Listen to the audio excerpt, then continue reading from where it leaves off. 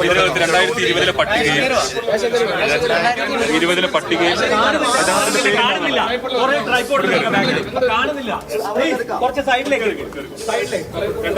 പട്ടികയിൽ താങ്കളുടെ അല്ലെങ്കിൽ വാർഡിലുണ്ടായിരുന്ന വി എം ബിനുവിന്റെ വോട്ട് 2020 പട്ടികയിൽ കാണാനില്ല.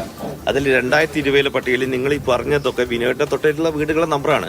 പക്ഷെ ഇതിരുന്നാലും ഈ പറഞ്ഞ 176 വിട്ടിട്ട് ഏകദേശം 800 ചില നമ്പർ വരുന്ന വോട്ടുകൾ 864 വോട്ടുകളുണ്ട്. ഈ സ്ഥലങ്ങൾ പല സ്ഥലത്തും ചെതറിക്കിടക്കുകയാണ്. ചിലത് ബൂത്തുകൾ മാറി വരെ കിടക്കുന്നുണ്ട്. അതായത് ഈ വോട്ട് ക്രമപ്രകാരം അല്ല കോർപ്പറേഷൻ വോട്ടർ പട്ടികയിലുള്ളത്. കാരണം ഈ ആ വാർഡിൽ വോട്ട് വിനോദം ചെയ്തിട്ട്, കാരണം എറണാകുളത്ത് പോകാണ്ടായിട്ട് രാവിലെ വിളിച്ച് പെട്ടെന്ന് വന്ന് ചെയ്തു പോയതാണ് വിനോദം അന്ന് രാവിലെ തന്നെ. കാരണം ആ ബൂത്തിൽ വോട്ടിന്റെ എണ്ണം പരിമിതമായതിനെ കൊണ്ട് തിരക്ക് കുറവായിരുന്നു. അപ്പോൾ വിനോദം വന്ന് ചെയ്തിട്ടുണ്ട്. കാരണം മരുമകളെ വോട്ട് ചേർത്താൻ വേണ്ടിയിട്ട് ഞാൻ വിളിച്ച സമയത്ത് മകൾ ഇവിടെ ഉണ്ടാവില്ല എന്ന് വളരെ വ്യക്തമായി പറഞ്ഞതാണ്. അതാണ് ഞാൻ ഇത്രയും ക്ലാരിറ്റി പറഞ്ഞത്. കാരണം വിനോദിനെ ഞാൻ ഇന്നലെ സംസാരിച്ച സമയത്തും വിനോദ് എറണാകുളം പോകാനുള്ള ഒരു വ്യക്തമായി പറഞ്ഞു എനിക്ക് എറണാകുളം പോകണം പെട്ടെന്ന് പറഞ്ഞത് കൊണ്ട് രാവിലെ തന്നെ വന്ന് വോട്ട് ചെയ്ത് പോയി. ഇപ്പൊ താങ്കൾക്കാണെങ്കിൽ കുറച്ച് കൃത്യമായിട്ട് അറിയാൻ കഴിയുമല്ലോ. ഇതിനകത്ത് ഈ ക്രമ നമ്പറിൽ പറയുന്ന 171 നമ്പർ വോട്ട് എന്ന് പറയുന്നത് ബാലൻ നായരാണ്. അത് ഇദ്ദേഹത്തിന്റെ അയൽവാസിയാണ്. തൊട്ട് 2 വീട് അപ്പുറമാണ്. രാജൻ എന്ന് പറയുന്നത് രാജൻ ഒരു ഇപ്പുറത്തുള്ള വീടാണ്, കേക്കുമ്പളപ്പേട്ട തൊട്ടടുത്തുള്ള വീട്. തൊട്ടടുത്താണ്. ശ്രീലത എന്ന് പറയുന്നത് ആരാണ്? ശ്രീലത എന്ന് പറയുന്നത് രാജന്റെ ഭാര്യയാണ്.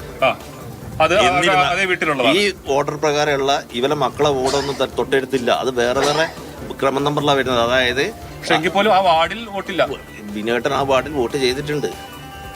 ആ സമയത്ത് വോട്ടർ പട്ടിക ഞാനിപ്പോ ഒരാളെ പരിശോധിക്കുന്നുണ്ട്. അതെന്തായാലും എടുത്തിട്ട് DCC നേരത്തെ ഏൽപ്പിക്കുന്നതായിരിക്കും. എന്താണ് ചെയ്യാൻ പോകുന്നത്? അല്ല, ഞങ്ങൾക്ക് ഇന്നലെ കലക്ടർ ഉറപ്പ് തന്നിട്ടുണ്ട്. ഞങ്ങൾ കലക്ടർ നൽകിയ ഉറപ്പിൽ വിശ്വസിക്കുന്നു. ഇന്നലെ ഞങ്ങൾ പോയ പ്രതിനിധി സംഘത്തോടും MK രാഘവന്റെ ഫോണിലും ഈ നഗരത്തിൽ ജീവിക്കുന്ന ഒരാളുടെയും വോട്ട് നിഷേധിക്കില്ലെന്നും വോട്ട് നിഷേധിക്കുന്നത് ബോധ്യപ്പെട്ടാൽ അതിന് ആ അവകാശം ഉറപ്പാക്കുമെന്ന് ഞങ്ങൾക്ക് അദ്ദേഹം വാഗ്ദാനം നൽകിയിട്ടുണ്ട്. അതിൽ ഞങ്ങൾ പൂർണ്ണ വിശ്വാസമാണ്. അദ്ദേഹത്തിന്റെ നിർദ്ദേശപ്രകാരമാണ് ഞങ്ങളിപ്പം EROവിന് അപേക്ഷ കൊടുക്കാൻ പറഞ്ഞിട്ടുണ്ട്.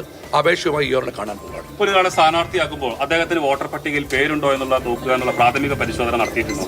സാധാ ഞാൻ ഒറ്റ ചോദിക്കട്ടെ, ഒരു കാര്യം ചോദിക്കട്ടെ. 18 വയസ്സ് പൂർത്തിയായ കാലാകാലങ്ങളിൽ ഒരു നാട്ടിൽ ജീവിക്കുന്ന ആൾക്ക് വോട്ടവകാശം ഉണ്ടാവില്ല എന്ന് ഏതർത്ഥം ഞങ്ങൾ വിശ്വസിക്കണം? അങ്ങനെ വിശ്വാസമല്ല ഞാൻ പറഞ്ഞത്.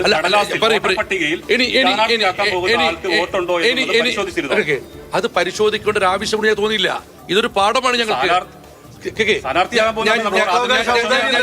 ഒരു മിനിറ്റ്. വോട്ടർ പട്ടികയിൽ പേരെന്നുള്ളത് ആരുടെയും ഔദാര്യമല്ല, ഏതൊരാളുടെയും അവകാശമാണ്. ആ അവകാശം ഇവിടെ നിഷേധിക്കപ്പെടുമെന്നുള്ള സ്വപ്നത്തെ പോലും ചിന്തിച്ചില്ല. But it is a lesson. പാഠമാണ്, സംശയമില്ല കാര്യം. ശരി. അല്ല, ഇനി നാളെ അല്ല, എനിക്കിപ്പോ ആകെ പ്രശ്നമായി. നാളെ പറയാണ് VM വിനു എന്ന് പറഞ്ഞൊരാള് ഈ ഭൂമിയിൽ ജീവിച്ചിട്ടില്ല എന്ന് പറയാൻ എന്നൊരു അവസ്ഥയിലേക്ക് വരില്ലേ? ഉറപ്പല്ലേ? ഇങ്ങനെ പോവുകയാണെങ്കിൽ ഇങ്ങനെ മനുഷ്യരിവിടെ ഉണ്ടായിട്ടില്ല.